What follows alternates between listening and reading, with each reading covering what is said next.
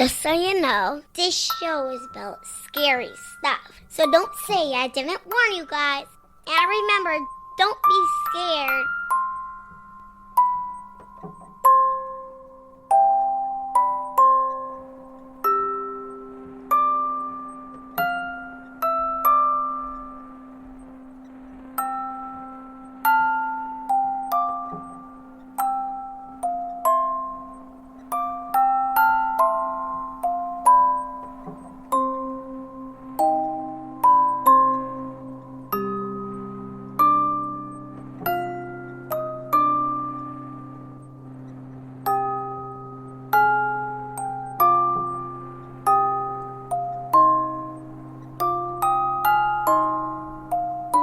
Episode 106, Blood Brothers.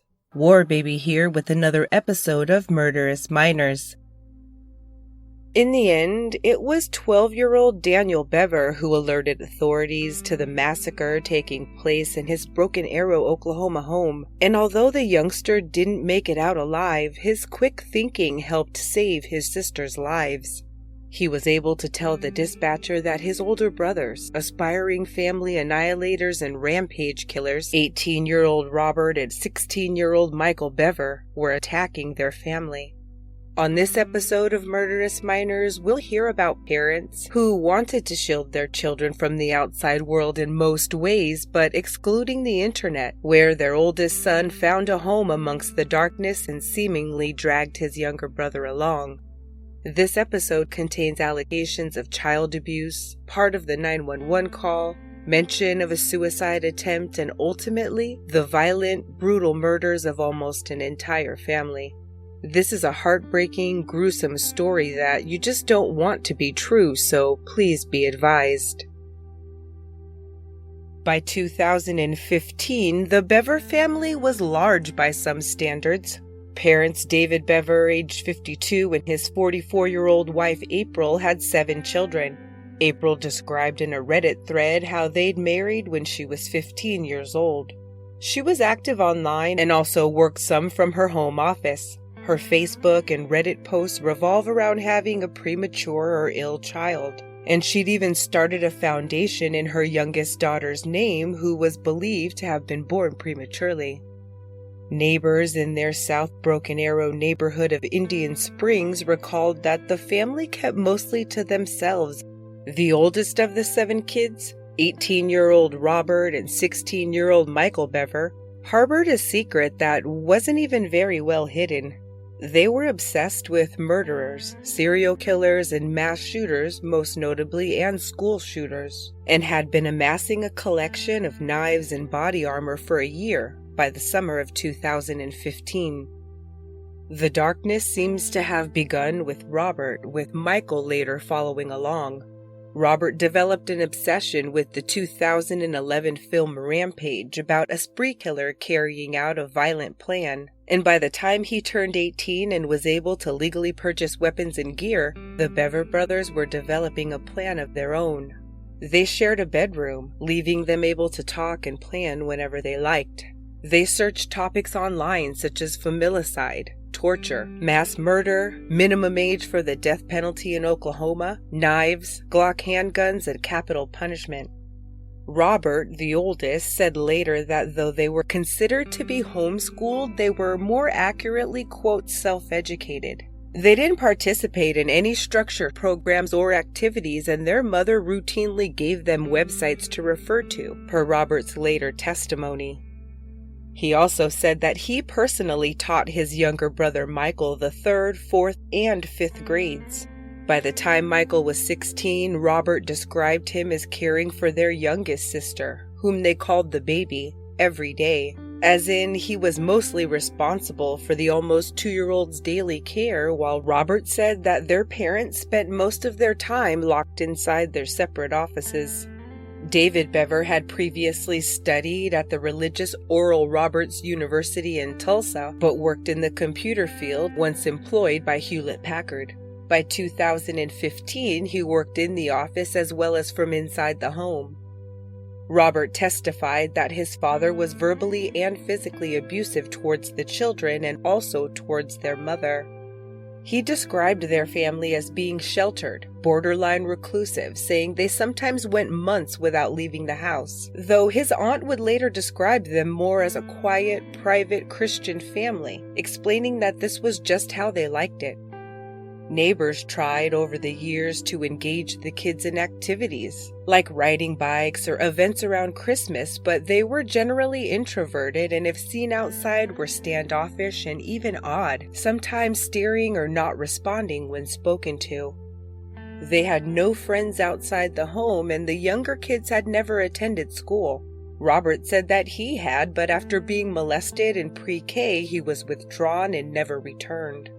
He described their parents as practically tyrannical, and their surviving teen sister did corroborate some of his claims with stories of her own.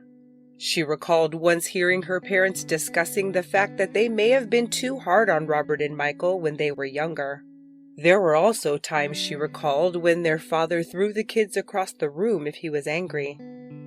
Robert said that his mother had slapped him hard across the face once, then said it was hilarious that she'd left a mark. He said that he thought they hated all of the kids but kept having more because of the tax breaks. He said at 13 his father had dragged him up the stairs for leaving a light on, and it was then that he started thinking that he wished they were dead.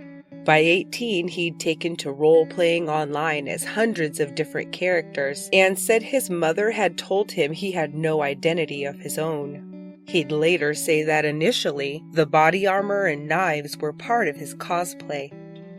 Michael, who had a stutter and a speech impediment growing up, was tormented by their father because of it, according to Robert, who said the man would shake his second eldest son and tell him not to talk until he could speak clearly. There were 4 security cameras installed in the house, and Robert said that his father would monitor the cameras from his phone and confront his family members about what he'd seen.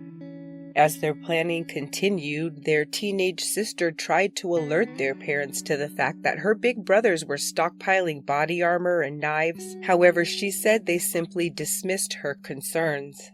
Their mother, she testified, replied that that's what boys do, and their father, the teen recalled, was just mad that her brothers were wasting their money. Robert Bever had taken a job at a religious call center called Massacre when he was 17, where his job was to pray with callers over the phone. He took the job specifically to fund their collection and ultimately their mission, and still had around $1,300 remaining from his earnings. They all lived in the same house, so she couldn't help but overhear their discussions about killing their family and stealing their money for about a year when the attacks actually occurred. She knew that they felt that the world was overpopulated and that her brothers wished that more mass shooters got away with their crimes. Her brothers, as it turned out, were deep into online research and fandom of mass tragedies such as the Aurora, Colorado theater shootings, Columbine, and the massacre at Jonestown, and Robert began to align himself with the ideology of the main character of the movie Rampage. Their late-night planning sessions revolved around setting a mass shooting record of more than 50 victims by going on a nationwide killing spree. They wanted to be famous enough to have their own Wikipedia page. Once they'd left Broken Arrow in the family's GMC Yukon SUV, they planned to travel to Washington State, away from the scene of their multiple homicides, and begin the spree there. At random public places like gas stations, malls, and restaurants, they planned to shoot and kill 5 people at a time, using Molotov cocktails as a diversion to aid in their escape. The murders were supposed to be taking place in September, but after Robert received word that the ammunition he ordered online would be delivered in late July, their plans had to adjust. They'd have to slaughter their entire family so that their parents wouldn't be around to see the 2,000 Glock rounds and 250 shotgun rounds to be dropped off at their doorstep. Never mind the fact that the baby's second birthday was also that day, with a cake already waiting in the refrigerator for the impending celebration. The brothers set up cameras around the house and connected them to computers. They planned to make 2 videos, with one edited enough to show the crime scene and not much else, to be uploaded to YouTube following the killing spree. They decided to use knives on their family because they thought it would be a quiet and efficient way to carry out the massacre. Once everyone was dead, they planned to dismember their family members and place them in plastic tubs they were going to purchase at Walmart while waiting for their delivery, then place the tubs in the attic. Robert had received a call from a local gun shop already as well, telling him that the 2 Glock pistols and 1 shotgun that he'd ordered online had been delivered and were ready to be picked up. The evening of July 22, 2015 started out nicely for the Bever family, according to the surviving older sister, who said they'd gone bowling as a family and then had dinner. Around 11:30 p.m., she went into her brother's bedroom to tell them that their mother wanted them to do the dishes before they went to bed. When she entered, she said they were trying on individual pieces of body armor, something she didn't think was too strange because she knew that they had it and had seen it before, but she did think it was weird. She would later testify that as she turned to leave, one of them asked, "Should we do it now?" So she turned around to see what they were talking about. Michael then turned her attention to his laptop, where he pretended to start to show her something, so that Robert could attack her from behind. Covering her mouth with his hand, he attempted to cut his sister's windpipe. They thought that she would be killed silently and immediately, but the brave girl fought back, using all of the strength in her 13-year-old body to scream, until their mother came running in yelling, "Call the police," and "Robert, what are you doing?" Although her throat had been slashed and her stomach so badly cut that she had to hold in her protruding intestines, the teen girl escaped the bedroom. As her mother was being attacked, she ran out and was able to tell their 5-year-old sister Victoria to lock herself in the bathroom, which she did with their 7-year-old brother Christopher.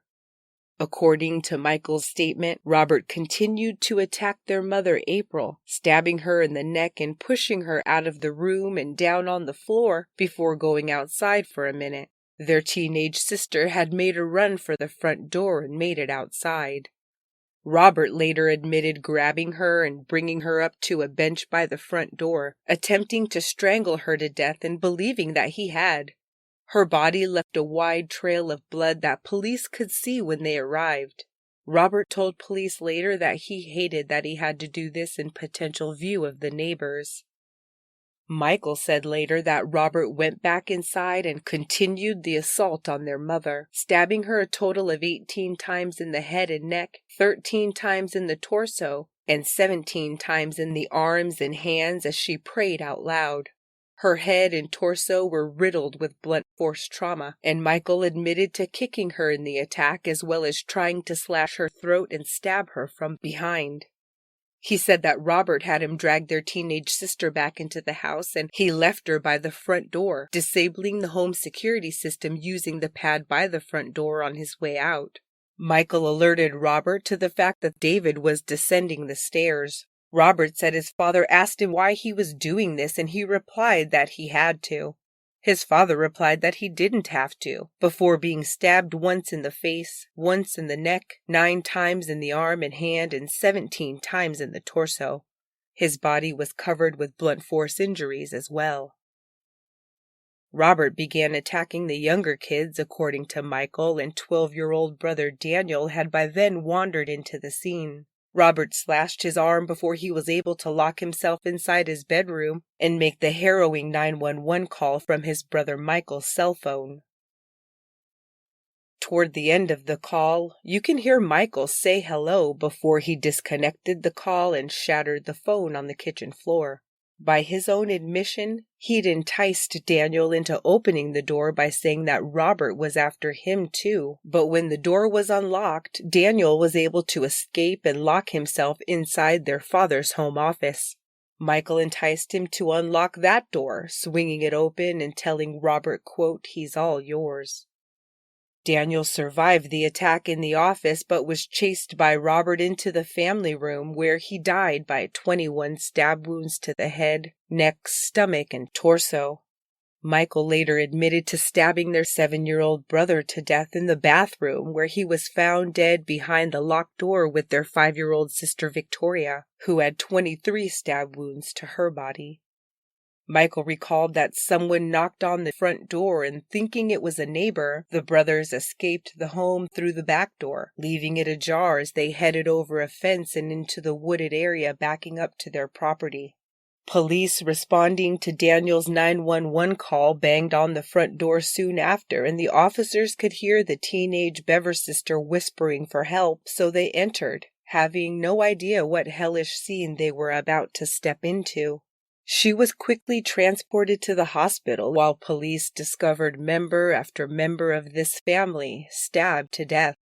David and April Bever, along with their children Daniel, age 12, Christopher, age 7, and Victoria, 5, had been murdered, but upstairs in her crib, the youngest of the family slept unharmed. Michael thanked God in his interview that Robert appeared to have forgotten about her. The two youngest victims were found after the locked bathroom door had been kicked down by police, thinking that they'd find their suspects on the other side. Within 10 minutes, the police canine had located the brothers, covered in dirt and blood, hiding in a dry creek bed 300 yards or so from the home. Both were calm, and although 18-year-old Robert was compliant, his 16-year-old brother Michael was fidgety, and police released the canine on him. Upon their arrests, officers reported that Robert made multiple, quote, spontaneous, unsolicited comments mentioning that murder in real life is nothing like murder on TV. It's not one cut and they're dead, it's harder than it looks. Robert told Michael that it was a pleasure working with him and that he was proud of what he'd done. Robert also alerted police to the existence of a thumb drive said to contain all of their plans. Several computers and external drives were collected from the home as evidence, though years later, the defense would contend that some of that evidence had been mishandled and even lost. Though the missing evidence didn't hinder the state's prosecution at all, however, in the end.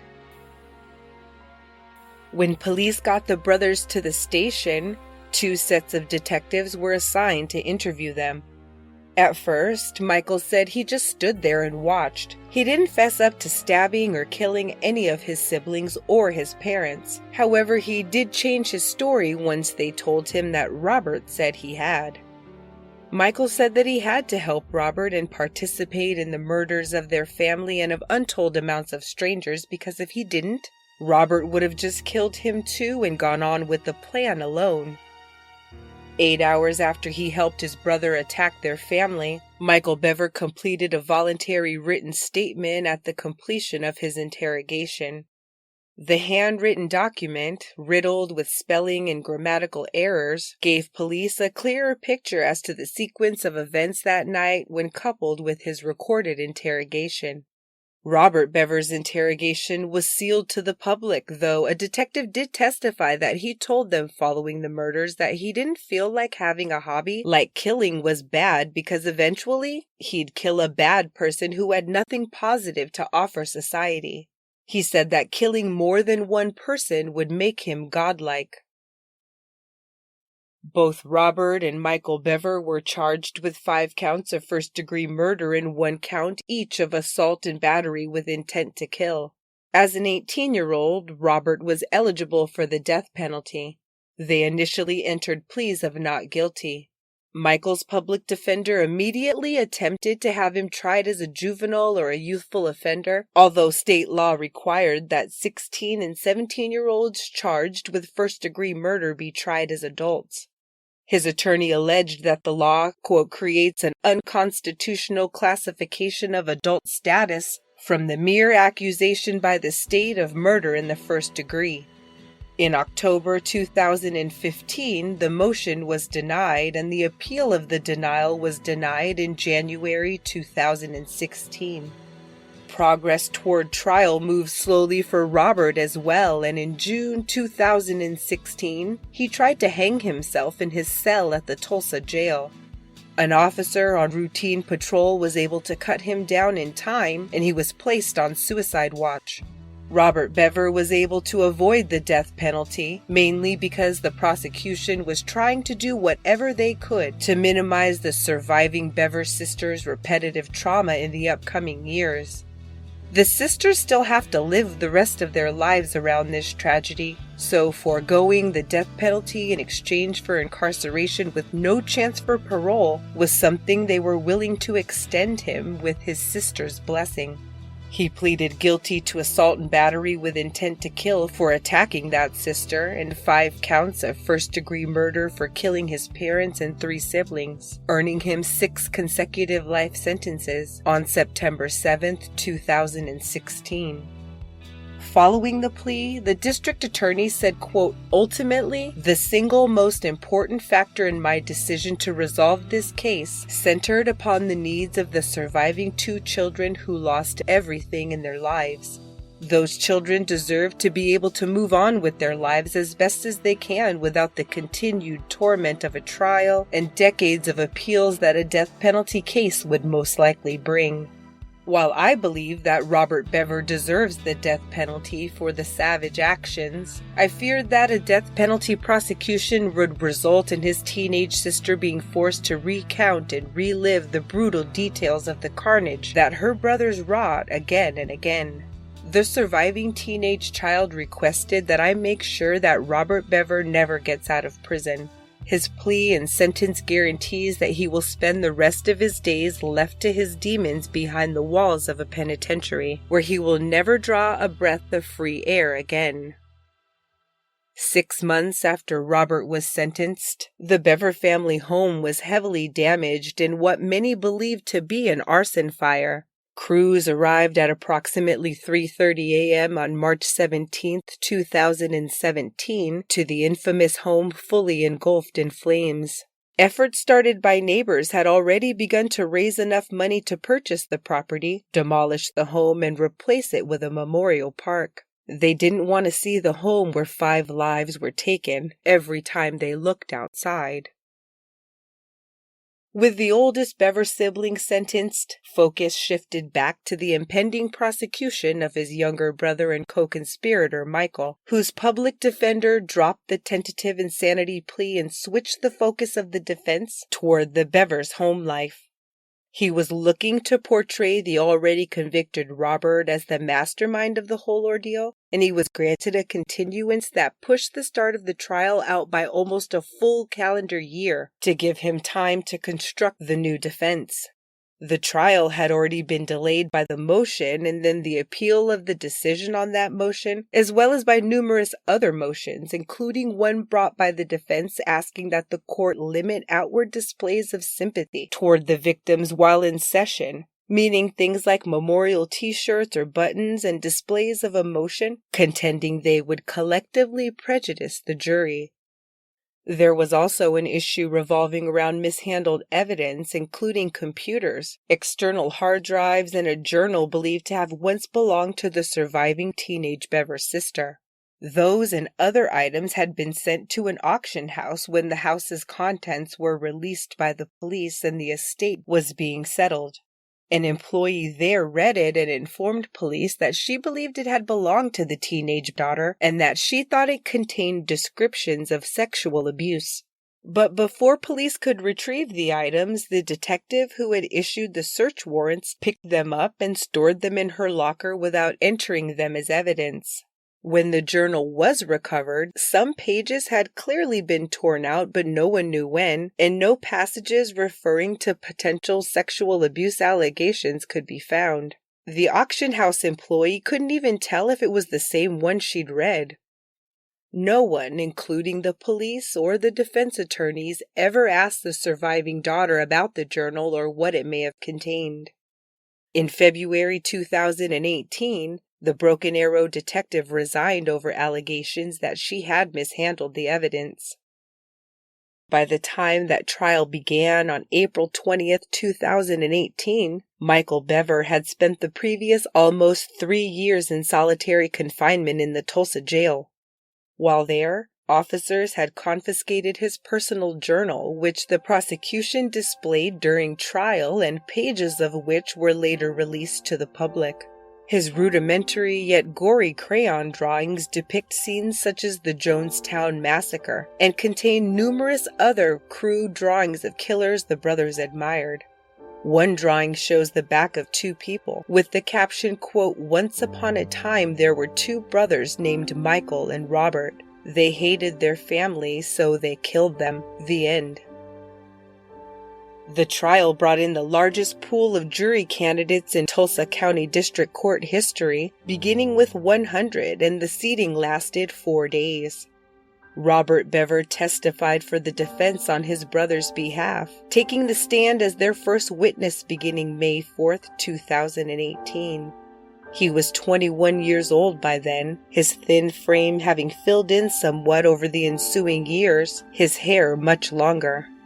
On one set of knuckles was now tattooed LWAP ×5, and his others read simply Life. He tried to say that Michael hadn't stabbed anyone, that he'd only said that to give him some credit for the history books. What he described then was what he wanted to have happen, not what actually occurred on the night that he became what he called the ruthless character of Robert Bever. He said the plan had originally included chopping off the baby's head, and that when they had decided the plan would need to happen the following day, Michael had told him he was going to hold the baby all day long. When shown a picture of one of his bloody knives in court, Robert broke down in sobs, saying, quote, "I don't know what I was thinking." Throughout his testimony, however, Robert behaved inappropriately overall, giggling and smiling and looking generally happy at times.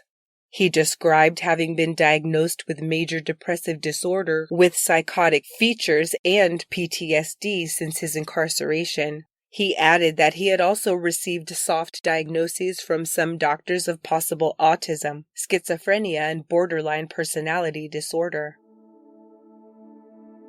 The older surviving Bever daughter became the star witness for the prosecution, testifying on the first day of trial via closed-circuit monitor to keep her from having to look at her brother Michael. She showed scars from the attack on her arms and neck and recalled waking up in the hospital, asking where her parents were.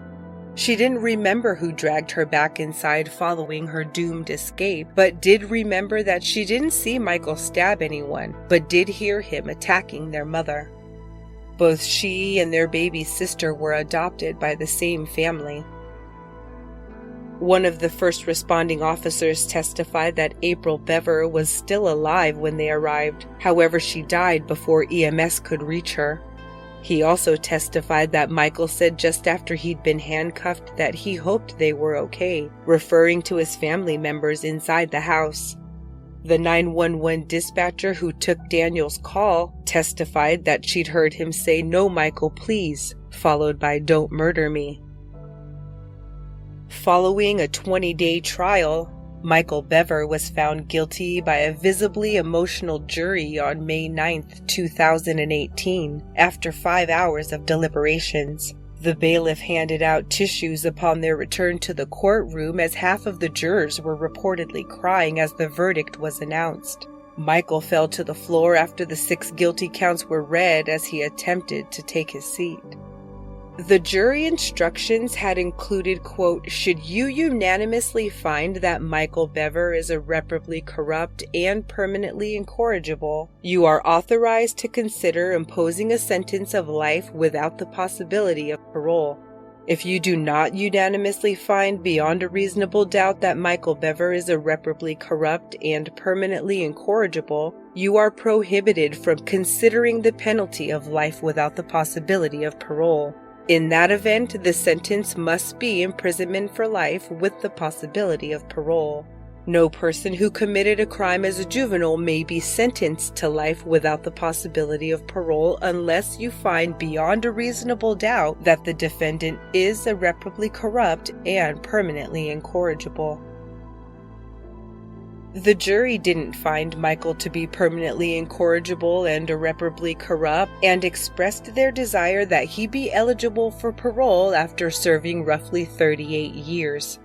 Half of the jurors wrote and signed a letter asking the judge for leniency in sentencing, which was scheduled for July 24th, 2018. However, at that time, the judge decided more time was needed to determine an appropriate sentence and rescheduled the hearing for 2 weeks later.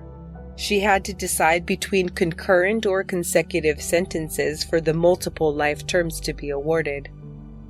On August 9, 2018, he was sentenced to 5 consecutive life sentences for the murders, to be followed by 28 years for the assault on his sister, leaving no chance for parole. In total, Michael Bever will need to serve 85% of his more than 250-year sentence to even be eligible to apply for parole, making this a de facto life sentence. Both Robert and Michael Bever received their multiple life sentences at the age of 19, and since they are co-conspirators, will always find themselves at separate prisons. This episode is brought to you by Best Fiends. If you've been with the show for a while, you won't be surprised to hear that I still love Best Fiends, the greatest match 3 puzzle game out there, I think. It's well outlasted my candy squashing phase, so it's a great choice if you're looking for a game with new and exciting things to offer. With Best Fiends, there's a real storyline that you can immerse yourself in, including adorable good guys, better known as the Fiends, and bad guys, of course, in the form of mean, nasty slugs. Your fiends begin as tiny baby versions of themselves, but the more you play, the more fiends will join your team, gaining power as you evolve and transform them to battle increasingly difficult levels and challenges. With more and more added all the time, you'll never be bored, and as I approach the end of the first 1,000 levels, I rest assured knowing that thousands more are waiting for me. Download Best Fiends free today on the App Store or Google Play. That's friends without the R. Best Fiends. A year after his testimony, Robert Bever tried to attack several staff members at Joseph Harp Correctional Center with an 8-inch weapon before he was subdued. His mugshot from that arrest shows his hair much longer, to his shoulders, pulled back in a low ponytail, with a full fringe of bangs across the forehead of his smiling face. He was charged with assault and battery and possessing a weapon in prison, pleading guilty in August 2020, and receiving 3 additional consecutive life terms that November, leaving him with a current staggering total of 9 life sentences without the possibility of parole. So basically, someone with nothing to lose. Michael's attorney in the meantime appealed his sentences, arguing that they opposed the jury's explicit wishes even though the court was not bound by their recommendations. The public defender's office stressed that the consecutive terms went against the Supreme Court's guidance on punishing juvenile offenders. On June 25, 2020, the appellate court had upheld the judge's decision to set aside the jury's sentencing recommendations, ruling 3-2 to uphold Michael Bever's consecutive sentencing. The 2 dissenting judges, while agreeing with the overall sentences, did say that, quote, imposing 5 consecutive sentences on a homicide offender without the requisite finding required to sentence a juvenile to life without parole is error. The April 2021 decision by the U.S. Supreme Court, which determined that judges don't have to find a juvenile offender to be irreparably corrupt and permanently incorrigible to sentence them to life without parole, impacts Michael Bever's case because his sentence is now in line with the opinion of the highest court in the country. The Tulsa County District Attorney released a statement the day after Justice Kavanaugh's opinion was released that read in part, quote, the jury in the Michael Bever case was instructed that he had to be found permanently incorrigible in order to be sentenced to life without the possibility of parole. Our office will review the Supreme Court's ruling to evaluate whether we have any avenue to revisit his sentence, which was 5 life sentences with the possibility of parole. I have long stated that I do not believe that he should ever be released from prison. If there's a judicial path to reconsider his sentences, we will pursue it. It's nice to know that enough funds were donated from people around the country to purchase the property and the damaged Bever house, and it's there where Reflection Park now stands, at 709 Magnolia Court, Broken Arrow, Oklahoma. In March of 2019, the park was dedicated to the memory of the Bever family members killed that day, the first responders to the scene, and to the surviving daughters.